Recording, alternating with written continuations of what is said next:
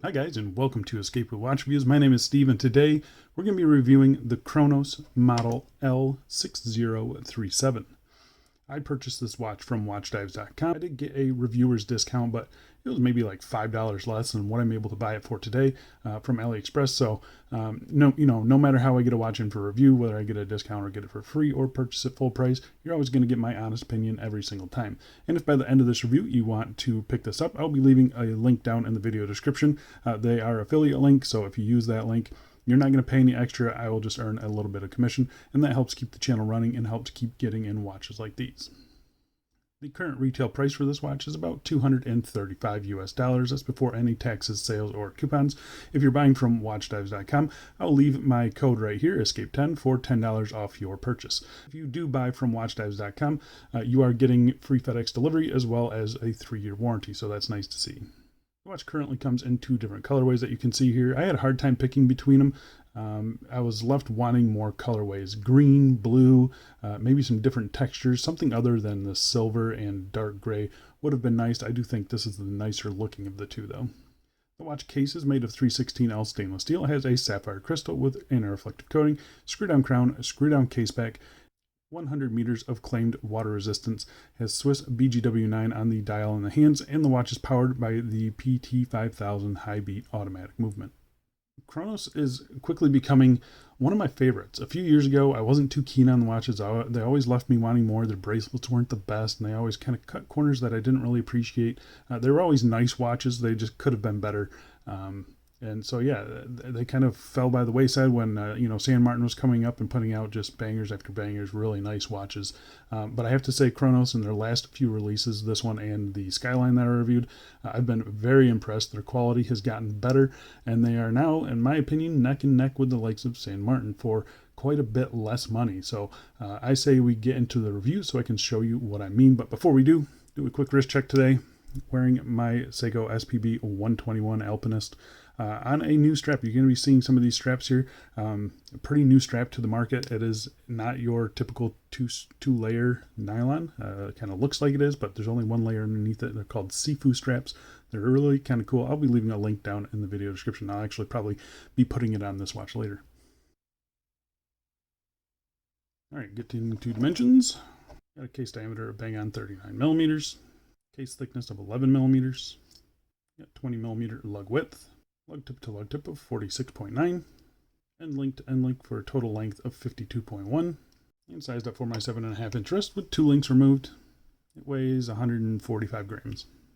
So for me, honestly, the size is just perfect. 39 millimeters, 47 lug to lug. The male end links, they do shoot out quite a bit. They flow with the case curvature, but that is quite long, so that's going to turn off some people, I will say. It's been a while since I've had male end links. I do like the way they look. I just know that that's going to be a deal killer for quite a few of you. So yeah, that's one thing I think that they could improve on is, making this a female end link bracelet. They've got a nice curvaceous side profile, as you can see there. Looks really thin. It is really thin, 11 millimeters thick. And so, yeah, really happy with the way this watch wears. It's super comfortable. I'm going to go outside right now and throw it on my wrist for you. And here we are on my 7.5 inch wrist. And as you can see, it wears great. I love the size of this thing. It's kind of that perfect go anywhere, do anything size, at least for me. The end links don't really bother me too much, but it's going to put off a lot of people, I think, because they do protrude quite a bit. But for me, it all works pretty good. You can see there, nice turn down to the lugs, and everything hugs my wrist just perfectly. It feels very balanced on the bracelet. Maybe a little bottom heavy, I'd say, but better bottom heavy than top heavy, I think.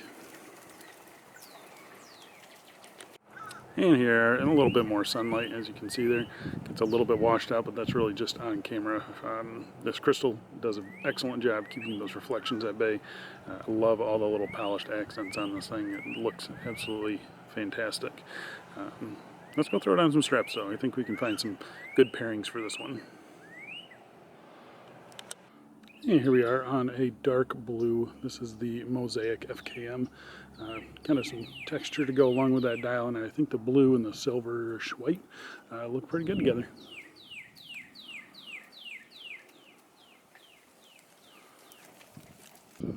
And here's a sailcloth strap that I came across on AliExpress. I actually came across it on Reddit and recommended by someone. And I'm happy to say it's actually a nice strap. So I will leave the link for this one down below. I think that looks pretty good though. And here we are on a Vario vintage leather in brown. I wasn't quite sure how this one was going to turn out, but I actually like it. I think it looks good. What do you guys think? And lastly, here we are on a Cincy Strapco SF2. This is a double pass nylon strap, pretty thin nylon strap, but you can see they're still sitting very nice, even with 2 layers underneath the watch there. I've always liked this kind of silver or white dial with a green strap, so figured I'd throw it on there. I think it looks pretty good. Not sure I would wear it like this, but the good thing is that the bracelet is actually pretty darn good. That's what I've been mostly wearing it on, which tells you a lot about its quality. So. Yeah, really happy with all the strap combos, no issues with clearances or anything like that. So let's go back inside and let's get back to this review. All right, so let's talk about the case finishing. And case finishing, really, really nicely done. And I'm talking San Martin levels. Very happy with the case finishing. You can see on the front face of the bezel here, we have a vertical brushing. Everything is going in the right direction. And sometimes you can get these things kind of off angle a little bit. Brushing looks to be perfectly done. Really high quality as well. Nice sharp transition to a polished bezel there. Again, really high quality polishing. It looks absolutely fantastic. And the transition is just razor sharp. Working our way to the case itself and the lugs, you can see the space in between the lugs there and this brushing there. There's a little bit of a polished area there. Again, it looks very nice. You can see it kind of angles down towards the bracelet. The integration of the bracelet and link with the case, I think, looks nice. There's not a huge unsightly gap there. Yeah, it looks fantastic. You got a vertical brushing on the tops of the lugs, matching the bracelet perfectly.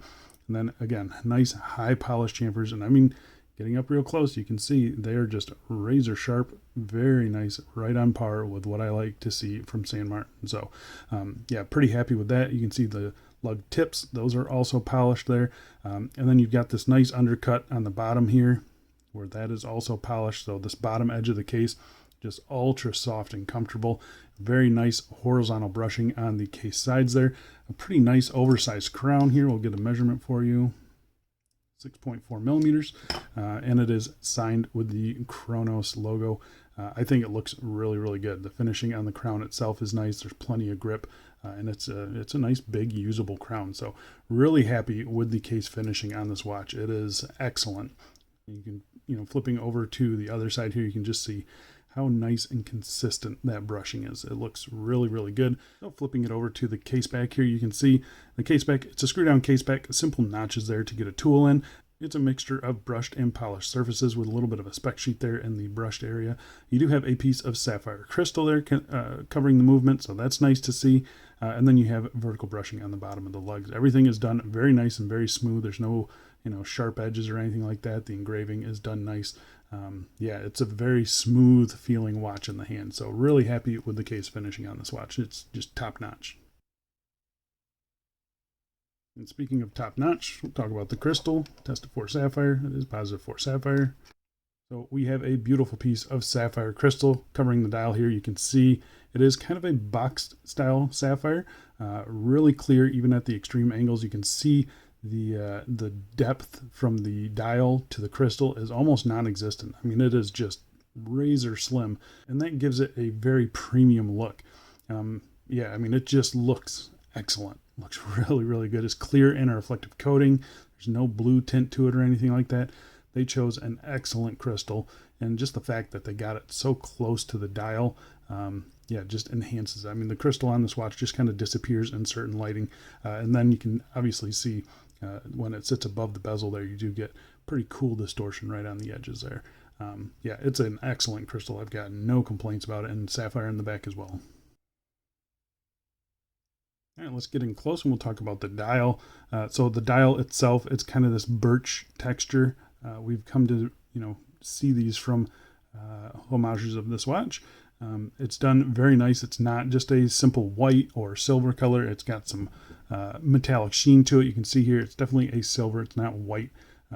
So yeah, very nicely done. I think it looks fantastic. The texture itself, it doesn't look cheap. I was a little worried about it, but Getting it in person, I'm hoping this footage kind of shows it off the way that I'm seeing it in person. It does not look cheap at all. Even the wife thinks that it looks pretty cool. So that's kind of nice that it gets the nod from the wife. You can see here, slope chapter ring there, minute track printed on the outside of that. You have nicely applied indices at all the hour markers. Everything seems to be applied nice and straight, multifaceted, multi-polished, and brushed. I mean, they just look fantastic. Getting up close to this 12 o'clock index, you can see the top surface is a brushed, and then the facets are nicely polished. So it's legible most of the time. I mean, the legibility on this watch kind of surprised me. Silver on silver is usually not that good, but the clear crystal combined with those indices, it's nicely done, and I have no issues reading the time on this watch. I mean, you can just see how nice these applied indices are. They kind of catch the light and sparkle.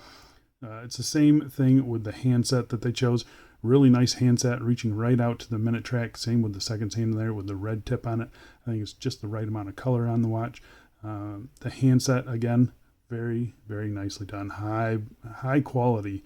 Usually when you brush a handset, you can't get it this nice. The brushing, I've always seen like really rough brushing on handsets, which never really bothers me. It aids in the legibility, but this one, it is a very fine brushing, and then you have those nice polished chamfers on the edges. Everything is just razor sharp, and they look absolutely fantastic. They're filled with BGW9 lume, so I'm going to pop up a lume shot here. You can see it against a couple other watches in the collection. I mean, it holds its own. The lume on this watch is really, really good.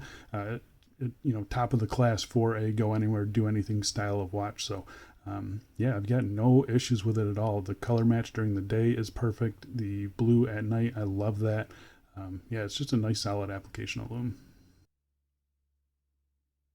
Okay, so let's talk about the movement. So the movement inside is the PT5000 automatic movement. It's 28,800 beats per hour. So you can see 8 ticks of the second hand there. Nice smooth sweep. Roughly 40 hours of power reserve. They hack the hand wind. It's a bidirectional winding rotor. I've got no issues with this.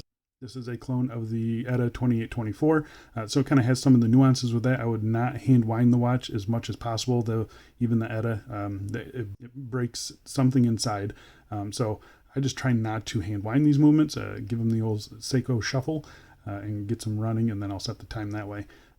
This one's been great for me. I haven't had it on wrist for too long. I'm going to pop up my time grapher shot here. I don't even know what it's running. That's what it is. Usually PT5000s have been within like plus or minus 5 seconds for me. So this is what this one is here. That's all I can say. I don't know what it is, so I can't comment on it. But pretty happy with the movement in these watches in general. They allow you to keep it nice and slim, and they are nice, high quality feeling movements. So the screw in, screw out action, it's a little bit gritty on the screw out action, kind of weird, but nothing that I want to, nothing that I think I have to worry about. The first position is the hand winding. Feels nice and smooth on this one, pretty light compared to other ones I've had. I pull it out to the first position. This changes your date. Everything functions nicely there. Pull it out to the next position, and this is where it hacks the movement, and you can set your time. Again, everything functions as it should. The alignment on the hands seems to be spot on as well, and the date ticks over right at midnight. So I'm overall very happy with this. The movement, or the crown itself, it's a screw-in crown like I mentioned earlier, and it's not winding the movement while you're screwing it in. That's one thing that Cronos seems to do nicely. I can feel a little bit of grit there, but it's not too bad. It's just something to note. I think the crown action on the watch, the movement and stuff, everything is fine. So in the past with Cronos watches, I've always had some sort of issue with the bracelet. It's always not quite as nice as what St. Martin puts out. Sometimes I have gaps in the end links, and the clasps kind of function funny for me. So I've never been super impressed with the bracelets. That is until now. This bracelet is very good. The bracelet itself, it's 20 millimeters and it tapers down to 18 millimeters at the clasp.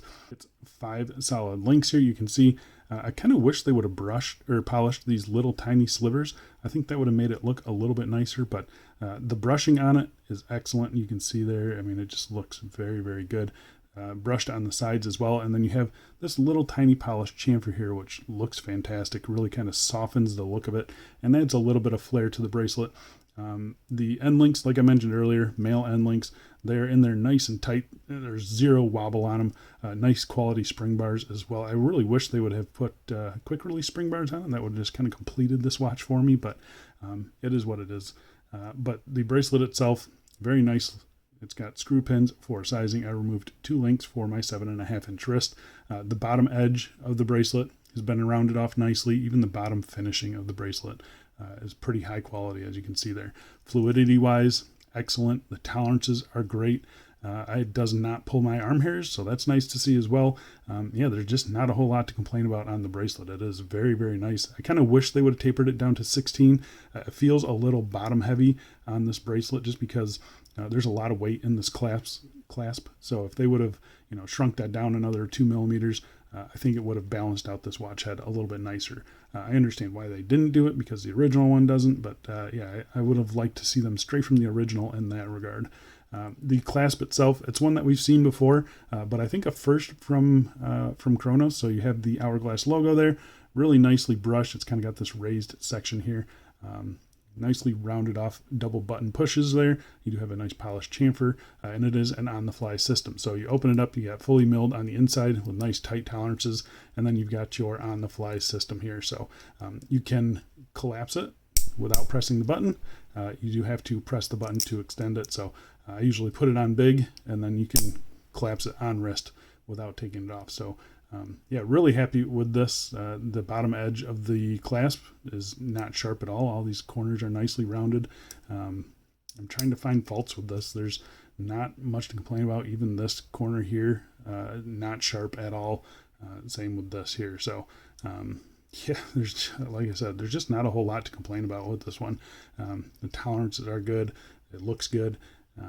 Yeah, the bracelet is actually really good. I'm happy with it. So there you go, guys. That is the Cronos L6037. Really happy with this watch. There's not anything that I can fault with it. Is this a perfect watch? It's obviously not perfect for anyone. Okay, the end links. I can fault the end links. Those should be female. But besides that, I mean, you're getting a very slim watch with beautiful case finishing, a good bracelet, a really nice clasp. You're getting a top-notch crystal. You're getting a textured dial with applied indices that are finished to a very high level. Good lume. These movements, like I said, I haven't tested mine specifically, this one, but the PT5000 has always been a very reliable and accurate movement for me. Yeah, I mean, for essentially $180, this is a banger of a deal. Yeah, probably one of the best go anywhere, do anything watches that you can buy, period. I mean, it's excellent. It's very, very good. So yeah, I think that's it for me. Thanks a lot for watching, guys, and I will see you in the next one. See ya.